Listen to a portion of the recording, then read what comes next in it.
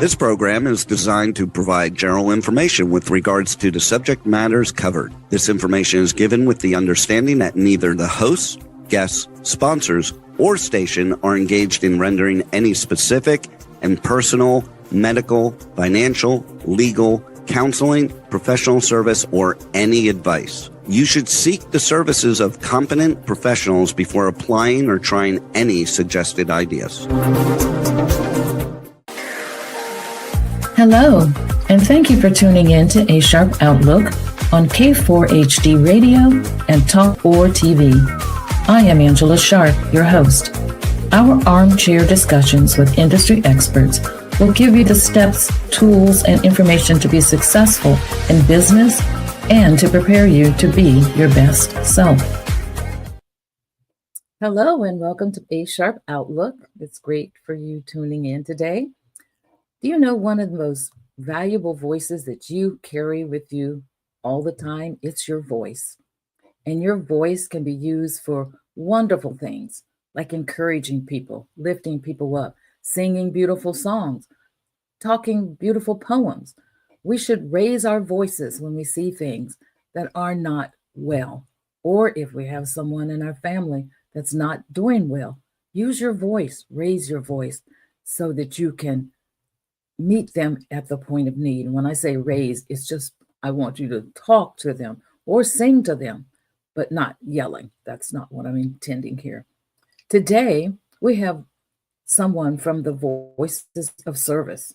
It is a veteran-based singing quartet comprising of Ron Henry, Christal Rheams, Jason Hanna, and Caleb Green.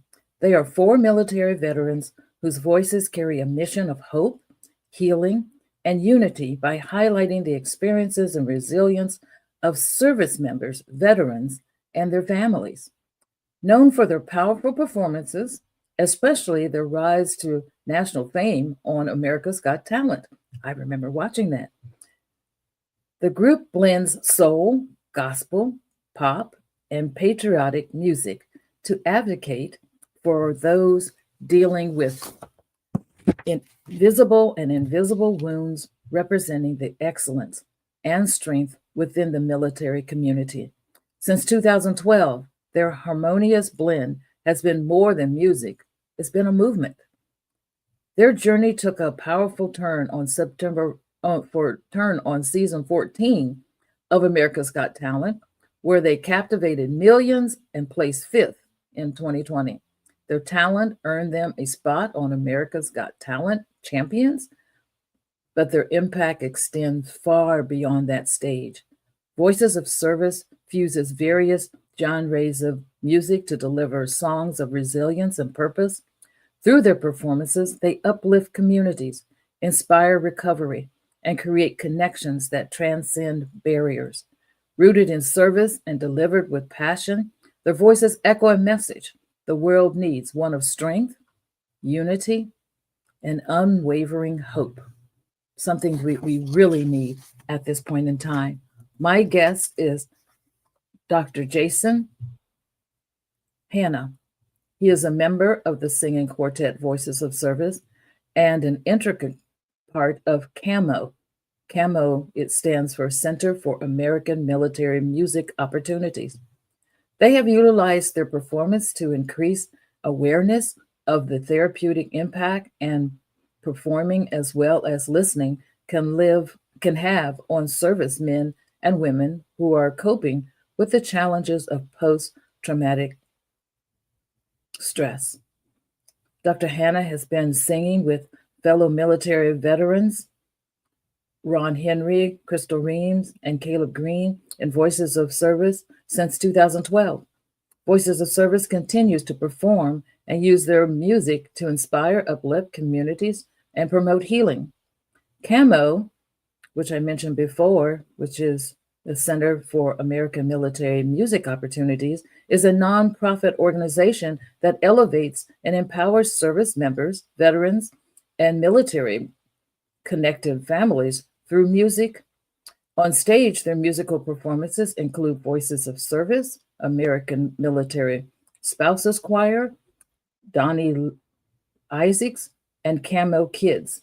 have been in the spotlight on NBC's American Got Talent and an event around the world. Offstage, Camo provides music as therapy and music healing services that focus on unique challenges of being a service member, veteran, or family member. Camo is on the front lines of building a community of military music, creating opportunities for and mentoring musically gifted military members to join the music and entertainment industries. Dr. Jason Hanna is a vocalist and mentor in the military singing quartet, Voices of Service, best known for their top five finish on American's Got Talent. A former sergeant first class in the U.S. Army, Dr. Hanna is also a life coach, speaker, and advocate for mental health and music therapy. He uses his platform with Voices of Service to raise awareness for service members and veterans and their families dealing with visible and invisible wounds. I'd like to invite Dr. Hanna to join me. Hey, Good morning. good Good morning, Miss to see Angela. How are you. you? I'm great, and I want you to know I was watching America's Got Talent and saw you guys tear it down. All right. We appreciate that. We absolutely appreciate that. You know, one of the jokes I always give to people is I say, "Yeah, you watched it, but did you vote? And how many times did you vote?" Yes, I voted. I voted. I Nah, voted. I appreciate it. Thank you, Miss Angela. Appreciate it. Yes. Well, you just have a full plate of things that you are working on. And I just want to say I'm just so thankful to have you here. Indeed. Also, you served as a sergeant first class in the Army and was still an active member during Voices of Service 2019 America's Got Talent Hmm. appearance, where you placed fifth. You hold a Bachelor's of Science in Healthcare Science and a Master's of Science in Psychology, a licensed practical nurse in EMT, and formerly worked as a sexual assault response coordinator for the Army. Indeed. You are a head coach at Positive Perspectives LLC, coaching and leadership development company, and a certified Maxwell leadership coach trainer and speaker with expertise in relationship coaching, career transitions, and leadership development. And you previously served as the associate minister and minister of music for Victory of Faith Church. Man, you have lots of jobs. You Yeah. have been so busy and committed and dedicated to helping others. How does music help those that have visible and invisible wounds? So, Angela, great question. And also, I want to say thank you for having me on the show today. I really appreciate it. Before we get Absolutely. started, but in terms of music, I think music has a unique way of reaching people where words can't.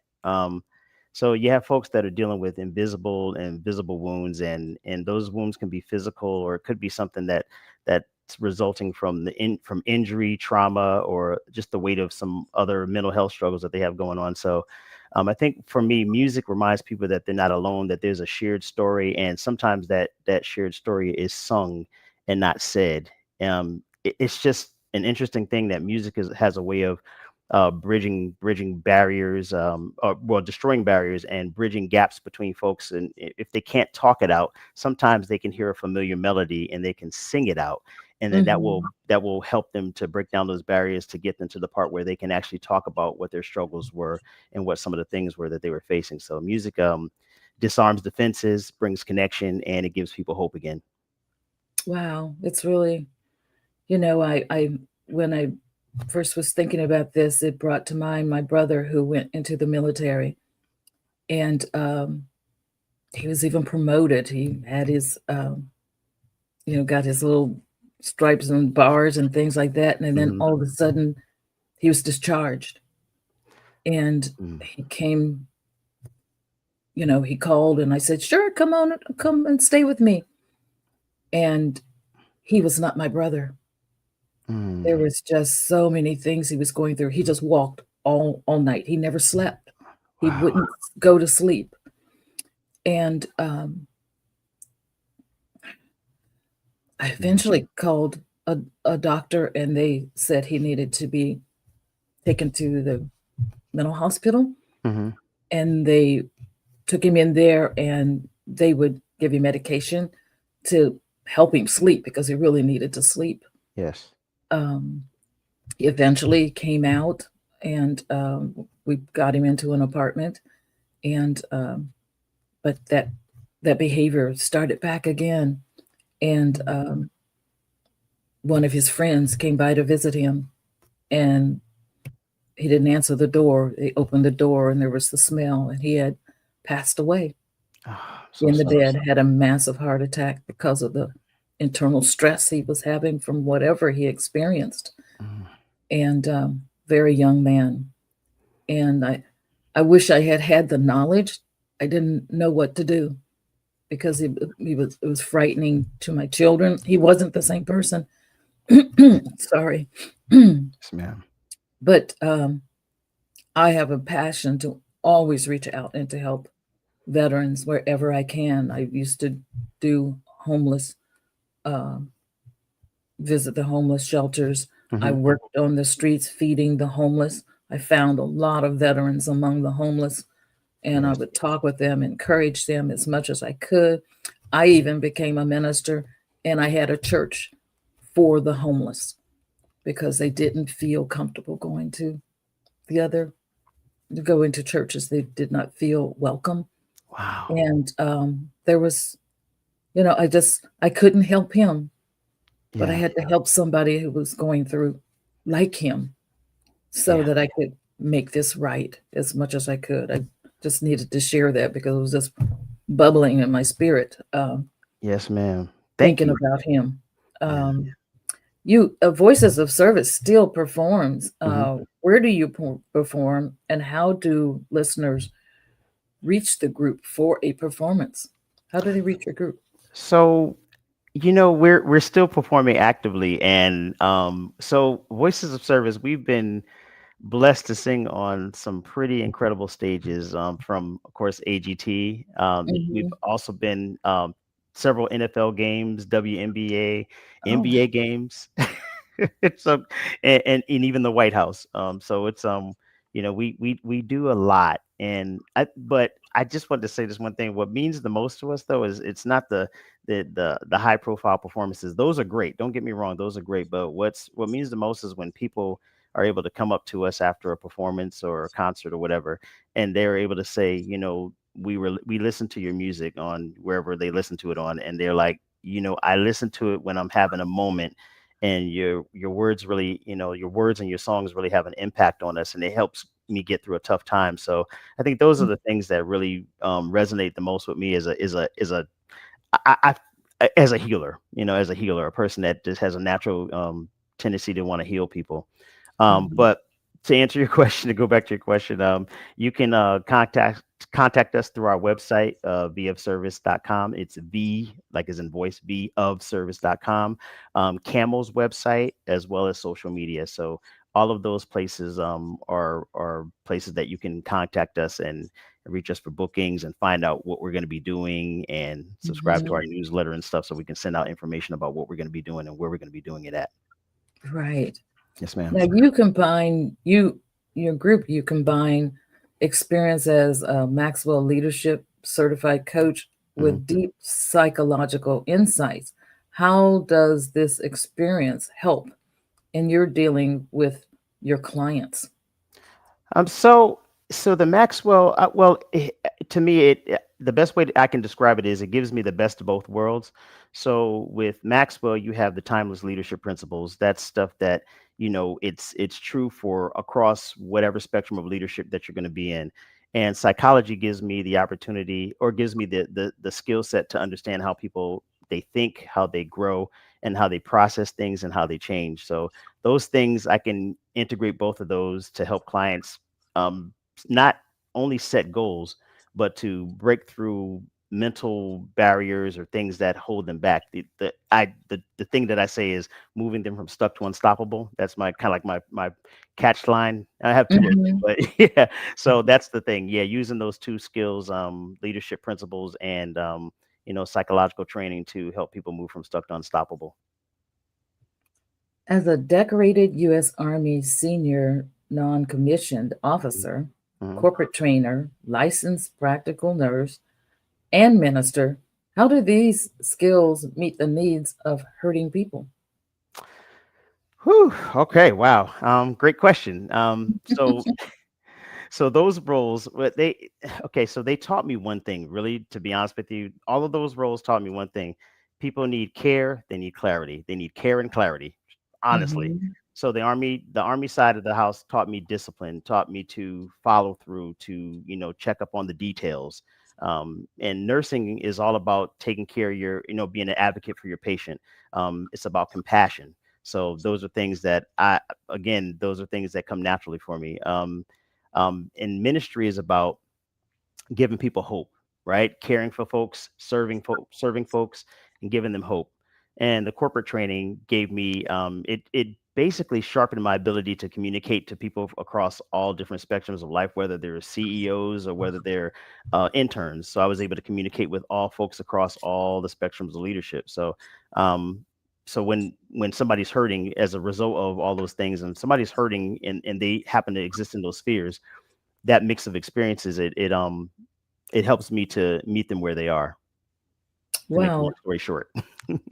I know people that have some of those skills and they don't understand that that's the whole purpose of Yeah, the knowledge and the experience that they have. The experiences that we have, the knowledge that we have, they have a purpose. And you put those together to actually achieve something other than a paycheck.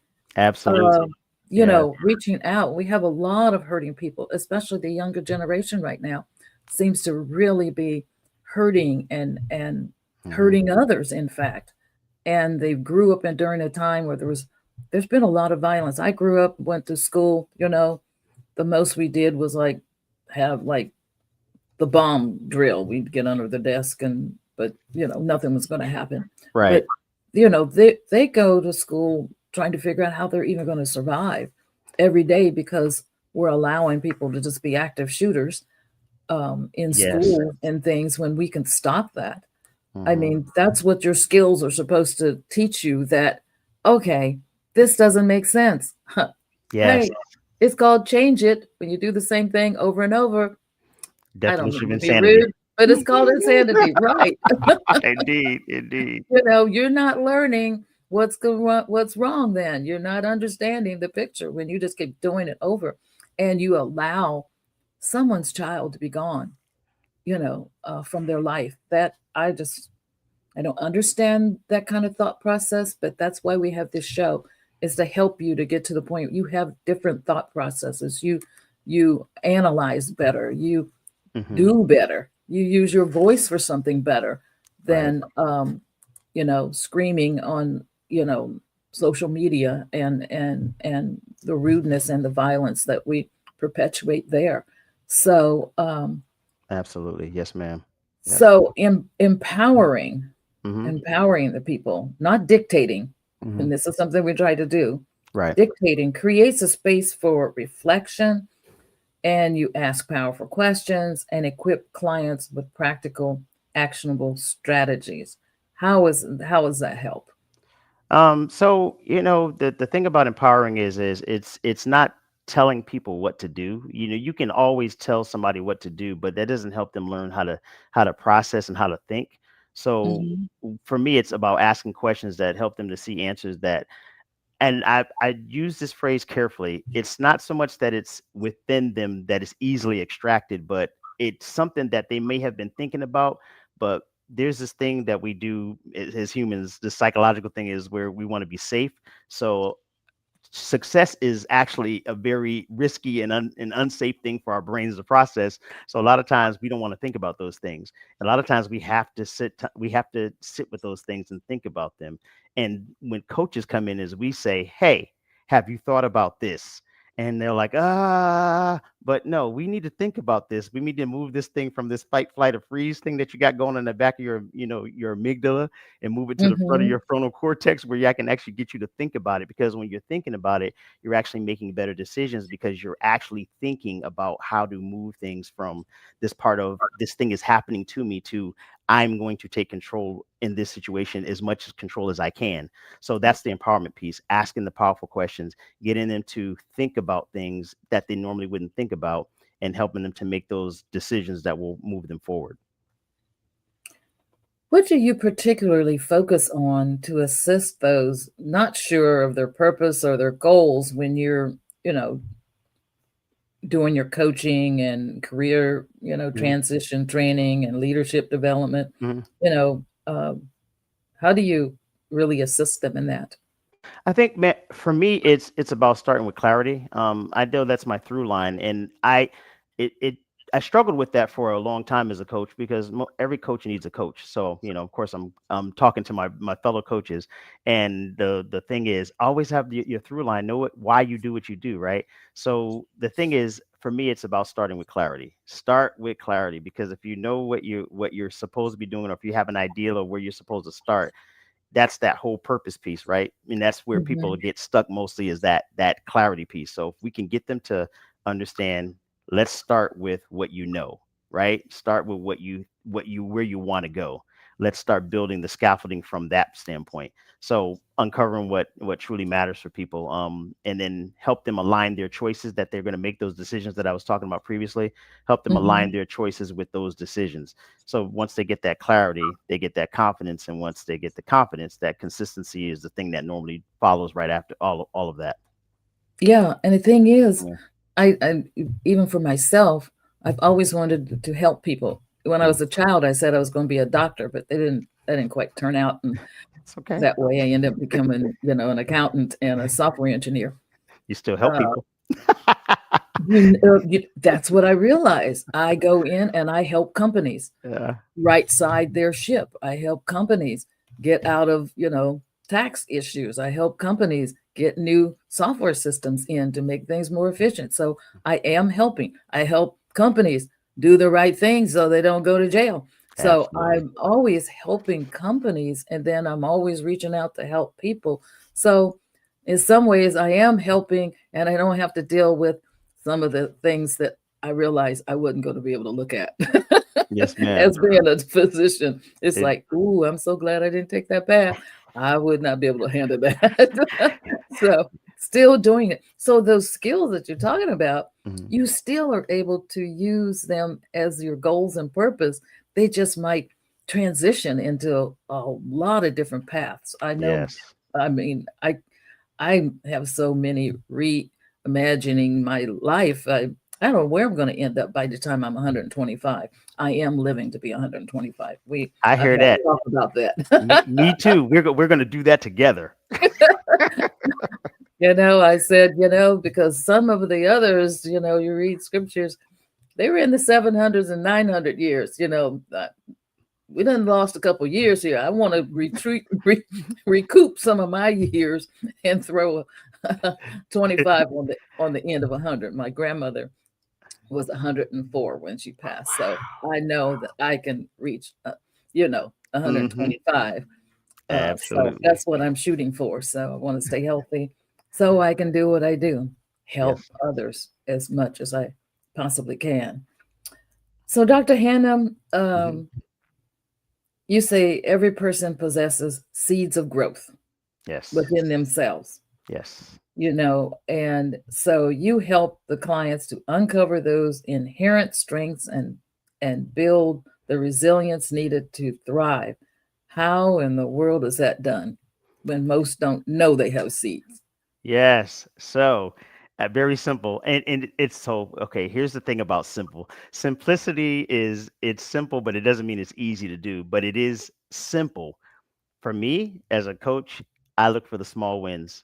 Um, I mean, when I say small wins, I'm talking like, you made your bed today, because for someone that's in depression, that bed may have not Mhm. been made for a long time. Right. The sheets may not have been changed. It could have been a lot of different things. So the small wins are the things that I really, really hone in on, because when people can start seeing the small wins, they can grab a foothold in life.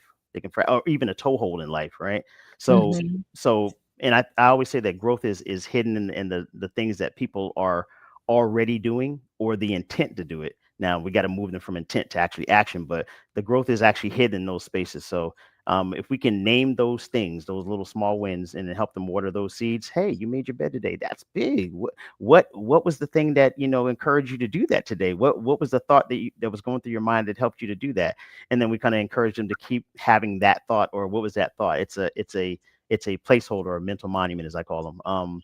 So those seeds, you keep watering those seeds with consistency and with reflection. Again, thinking about your thinking, reflecting on those things, remembering why you did what you did. Why did you do the good thing that you did?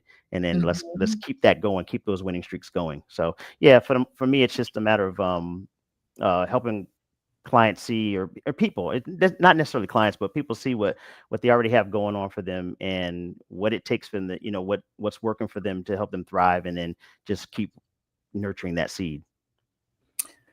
Yeah, it seems that there's so many people that have gone through trauma, and like I said, I come from a military family, Hmm. and I mean, from great grandfathers to grandfathers to uncles to cousins to nephews to my granddaughter's husband right now is in the military. I mean, Oh just wow. it's just you know, everyone has known we need to contribute and be a part of what helps us to be a nation that is free. And Hmm. so, my family has participated and been a part, but some have come back. Like I said, my brother and then my uncles Hmm. becoming alcoholics. I mean, the trauma, when they get stuck in that space of trauma and trying to maybe deaden it with like the alcohol and things like that. Right. They're stuck. How do you get someone that's stuck? How do you get them, unstuck? Wow. That's a great another great From question. Well, stuck to you can unstoppable. How do you get them there? so to me, from stuck to unstoppable is all about momentum. We do have an issue, and it's the human condition, inertia. Inertia is one of those things that it we all have a form of it in one way or another. Procrastination. Why? Because we're fearing something, or we don't want to Mhm. move forward because there's something attached to that memory, or maybe we don't know what's behind this thing. But so in essence, being stuck is about hesitation, doubt, it's fear, those things and all those things are going to keep us from moving forward. But to helping people to move from that, it means giving them again the through line, clarity, right? Confidence and understanding, or at least helping them to uncover their purpose. I mean, I don't claim to be the person that would say, "Hey, I'm going to help you discover your purpose." It's not that, but I will help you with clarity, and I will help you with confidence. And I believe that purpose is found in those things. You can find it in Mhm. those things. So helping people to bridge those gaps, and by breaking goals into simple steps, and then showing them that it's progress over perfection. That's what builds the momentum. That's what builds that unstoppable momentum. It's progress, not perfection. That's the main Okay. thing. Yeah. Yeah. So from stuck to unstoppable, Yeah. there's Yes, a ma'am. road map Hmm. to move past hesitation, which I Yes. think all of us self doubt, Absolutely. by building the confidence and purpose. Yes, But ma'am. is there a specific strategy to do that? Yeah, there's several frameworks that I use that will help with that role. One of those is mission reimagine. I use that a lot of times with the veteran population, because it helps them to kind of reframe what they were doing before and what they're doing now. There's also what I call mental monuments. I alluded to that earlier. Mental monuments is all about helping clients identify things that they've already used in the past, concrete moments, things that they notice from the past that where they've been successful. And I help them say, hey, there's this concrete moment that you had. You used this already.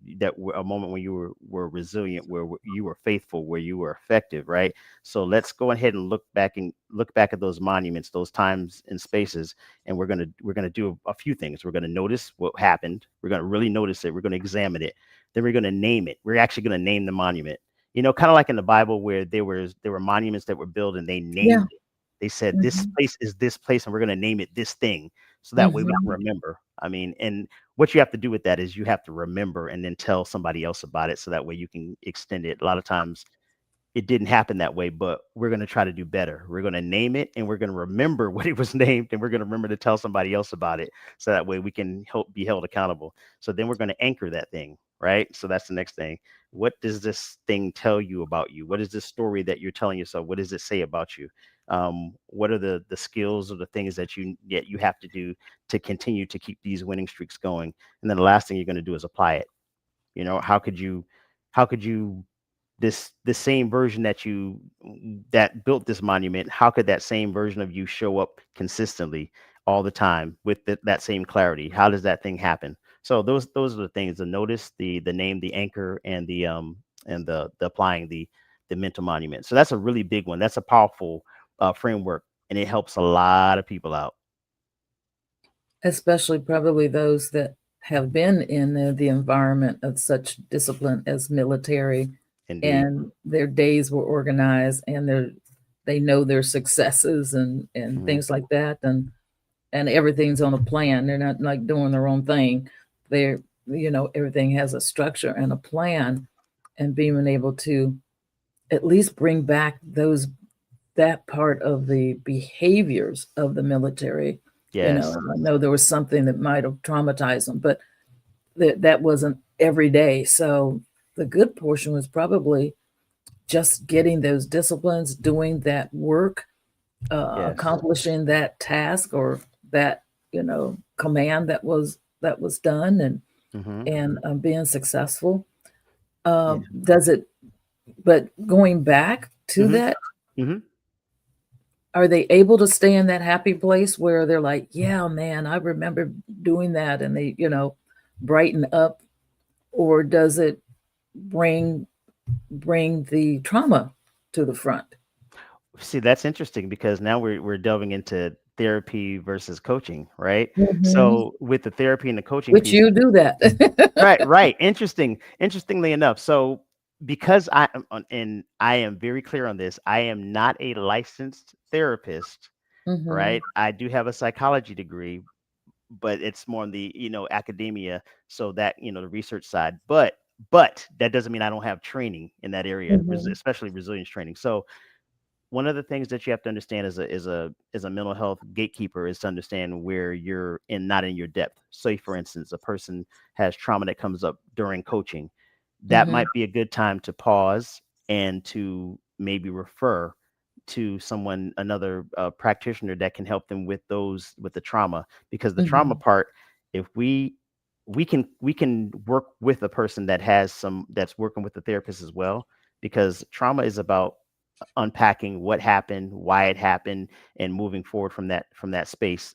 And then for the coaching aspect, we pick it up and we say, hey, let's see what we can do as far as moving forward despite the trauma, or even because of the trauma, we can still move you forward with a specific goal or specific tasks. So we work in tandem with therapists on that end. So to your question about the happy place, sometimes the happy place doesn't remain, and sometimes it does trigger something else, and you just have to be skilled to be able to hear what they're saying and understand when that's not my depth.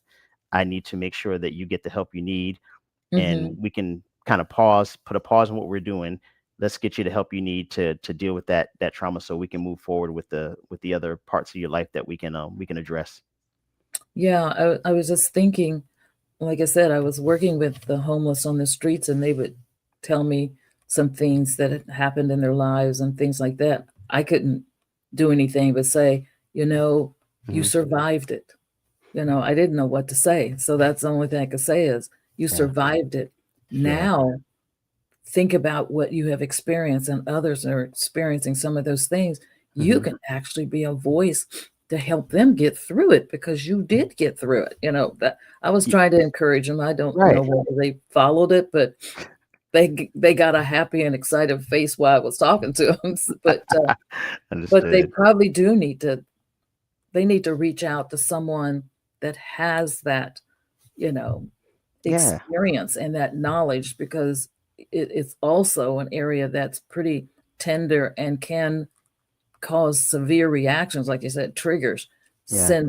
cause some triggers that could get serious. So I don't think novices like myself should be trying to practice in areas that we don't have the license, nor the experience, nor the capability, we need to refer our friends and our family members to professionals Indeed. who can, like you said, Yeah. work them through that trauma area and bring Yeah. them to a point where they can handle it, they can deal with it and not live in it Yeah. and move on. I mean, I still have friends that were went to Vietnam, and they're okay, and then all of a sudden something will occur and set off a trigger, and a response that I have to like kind of step back. Oh, okay, just be quiet right here, Angela. Don't try to be you're not the boss here.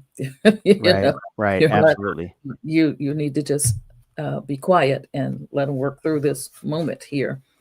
Yeah. But then just probably understanding those triggers are really, really critical. Right, right. And to your point, I'm sorry, I wanted to say something really quickly because I wanted to say, I know you said, "Hey, I'm not a professional," and but a lot of encouragement, care, and compassion goes a long way to helping Okay. people. Because if you can get them to just, to have hope for the moment, that's helpful Hmm. because that moment can bridge them to the next moment to getting them to the help that they need. But yeah, I do not despise, the Bible says, don't despise the day of small beginnings. Those little small tools that we have in our tool Hmm. chest of smiling, encouraging, and helping, just talking to them or sitting quiet, those things are very helpful too. So please, I don't say, don't diminish your work in that area because it's helpful.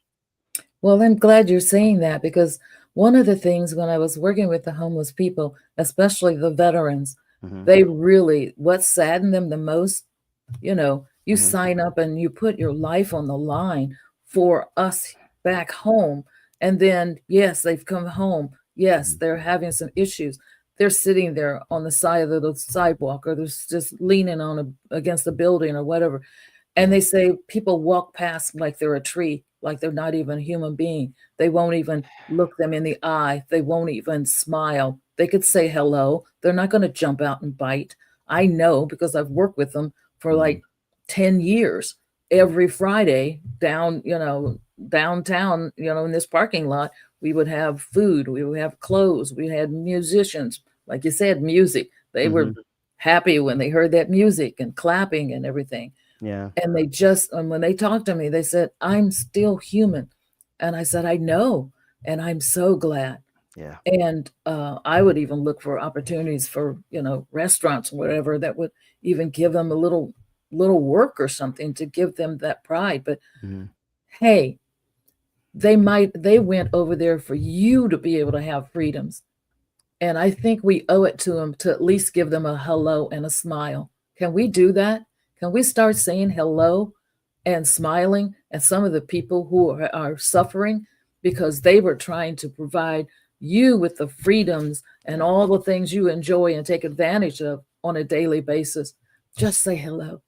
Yeah, yeah, Just that's one of the smile. things I heard that, you mentioned something that you mentioned that, and it reminded me of, I can't remember where I heard it from, but I was thinking about homeless populations specifically and veterans, homeless veterans. And one of the things they said they could deal with almost anything, but one of the things that they was the most heartbreaking to them was the sense that they were invisible. Like Yes. like what you just said, it's like, it's like you won't even say hi to me. It's like I'm a person. Please just hello, you know. Because I guess most people think that, if I say hi, then I'm gonna, now I got to give them money and now I got to give them something. Like a lot of times you'd be surprised. It's like, no, they just want you to say hi. I'm And there. you Yeah. Yes, ma'am. and you know what? So put some change in your darn pocket. So if they do need some money, that's what we were supposed to do. Yeah. Love our neighbor as ourselves. We're supposed to feed the hungry. We're supposed to clothe the naked. So all of you are saying that you're following the book. Well, you must have missed a few verses. And Mm, I'm speaking for those that are hurting because you're ignoring them. And if you know you're going to go down the street and you might run into them, yeah. take a few dollars, take some change, do something so they can at least go buy a coffee. It would make their day. You Yes, have no ma'am. idea how much that would help with the healing process. I'm sorry, I got on the No, soapbox. you're I good, but you know what? Challenge accepted. Yeah, Yep, challenge accepted. Yeah, my wife always asks me, "Hey, do because homeless everywhere. As a matter of fact, any one of us could be homeless. We're like one yeah. paycheck away from a lot of times For the catastrophe or for the grace of God, there amen, go I. amen, It's only amen. the grace of God that Yep, keeps you from maybe being in that position. absolutely. And like I Yeah. said, working with them, it's just given me a different outlook on life. And yeah, I'm Hmm. always trying to help somebody. I mean, I even have people say, why don't you just slow down and stop? I can't, because somebody needs help. And Yeah, if I'm able to help, I'm going to do so, because that's what my hands and my feet and my mouth is for, is to help absolutely. others. I may not be suffering, but I'm going to speak up for those who are suffering. And, veterans who have put their lives on the line should not be needing to fight government to get their benefits. In fact, my father went to war, my uncles went to war, and they didn't get their benefits when they returned. And I think something still needs to be done about that, Wow. I because yeah. there's still generations of them existing. And Mm, so let's make that right. How about that? yeah. Just how about Agreed. that? Do the right thing. Absolutely It agreed. goes a long way. Yes, ma'am. So you've told us about reflection and things Hmm. like that, a reflective practice designed to help clients recognize and celebrate their progress, their growth, and resilience. Hmm. So you said that you give them a mission reimagined, Hmm. a framework. So tell Yes. me how that works with veterans. So with the mission reimagined, there's a lot of folks. A matter of fact, I talked to a young man who he went through his the way he described it, and I get it because a lot of us go through a version of this as retirees or folks that get out of the army or the military, whatever branch you're in. And he said he had went through his Alpha and Bravo plan, and now he was in this Charlie plan. So he's doing a job that he did not intend to be doing when he got out, because he had all of these plans and had he didn't have a degree, but he had all these plans to go into business and do all these other things, but all of that fell through. So long story short, he was kind of like in a sense where he was aimless, didn't exactly know, felt kind of lost. I guess that's the word. The best word to use was lost, and he wasn't sure exactly what he was supposed to do with that Charlie plan, because I mean he was earning money, but he's working himself, like he's working 15, 16-hour days, comes Mm, home, sleeps for a couple hours, and then goes back to work at 4 o'clock in the morning, and he's working until 7, 8 o'clock at night. So yeah, it's a lot. But one of the things I was able to help him with was to kind of tie his the mission that he's on now, because he's in a service profession, and he was able to understand that, well, he wants to be a person that serves, because that's why his business model was to be able to do service things, but he's also serving in this role that he's in currently. So he's working, his dual hat. He's still working the business, trying to get the business off the ground. But in the meantime, I was like, well, let's figure out what this thing that you're doing now, how it's how it's helping you to be able to serve, but in a different way, kind of like the mission reimagined. Let's reimagine it. mhm, So giving you a little bit of, again, clarity of the mission that you're on currently, because it is a mission. You are serving people. You're just not serving people in the way that you thought you might be. So once we get that clarity out of the way, this is what you're doing. You're actually serving, right? So now you can walk into that situation with confidence and knowing that, okay, I'm doing this for a period of time. It's a season, not forever, but it's a season. But while I'm in the season, I'm not just biding time. I'm not just marking time. I'm actually doing something. I'm making mhm. connections. I'm working with people. I'm having, building relationships with folks that he's serving, and helping him to remember that is what you were kind of doing in the military when you had the mission. It was readily defined. Now we're going to redefine the mission. You have to define the mission this time. Someone's not going to do it for you, where you have to do it, and I'm going to help you figure out what that mission is. So now we have that clarity of what the mission is. We move through that identity piece. Who are you now? who you were, sergeant so and so, or specialist so and so, or major so and so, lieutenant colonel so and so, but who are you now? Who is that person? You still have those experiences, but who are you now? And now once we get that identity piece, we can work on, okay, what am I supposed to be doing? What on earth am I meant for? Right? That purpose piece. And so then we move it to the stages of practical planning. So what's the next chapter look like? What's the next few months look like? What's the next few weeks look like? Maybe we could do a 5-year, 10-year, but let's work on weeks, months, and then we work on the year plan, and then we work through that. So those practical steps, but really it's about structure, because a lot of times folks that are in the military, folks that were in the military need that structure. They need Yeah. that. Yeah, they need that structure, and you got to just bring it back to the basics. What were we doing before? Now that Hmm. you're in charge of it now, it's not your commander. You are the commander now, you know. Right. If you're praying, if you're a praying person, if you're a believer, then God is giving you the instructions, but we're gonna tease it out. We're gonna figure out, God, what are you saying? Help me to hear you more clearly. Hmm. So yeah, Yeah. yeah. Yeah, Hmm. definitely. Hmm. I also think about the military Hmm. families. You know, there are family members that are involved in the healing of some of the veterans themselves.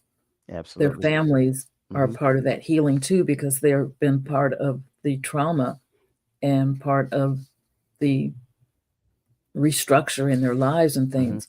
So your organization also counsels the family members too, because it has an impact on them.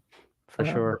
Yeah, mhm, vicarious trauma. Yeah, because they go through the same things. I'm looking at I'm thinking of my relationship at home with I have 7 kids, 7 kids, me and my wife, and they're all adults now, which is great. It has its own challenges as being adults, but that's another story for another time. But I mhm, think about the almost 30 years that I served and everything that I went through. My wife she went through it in her own way, because when I right. had challenges that were, just ridiculous, she had to work with me to figure that out. When I'm struggling with different things or whatever, she had to work with me. So she was vicariously traumatized by that. And my kids also Mhm, got a little bit of mhm, that. They didn't feel it the same way, but it was still the same thing. So to your point, yeah, families go through some of the same things. So you have to be able to, incorporate the families in the discussion as well. And for me, it's about what the client could be a family member, but sometimes it's the client is the military person or the veteran, and mhm. sometimes they want to get clarity for themselves.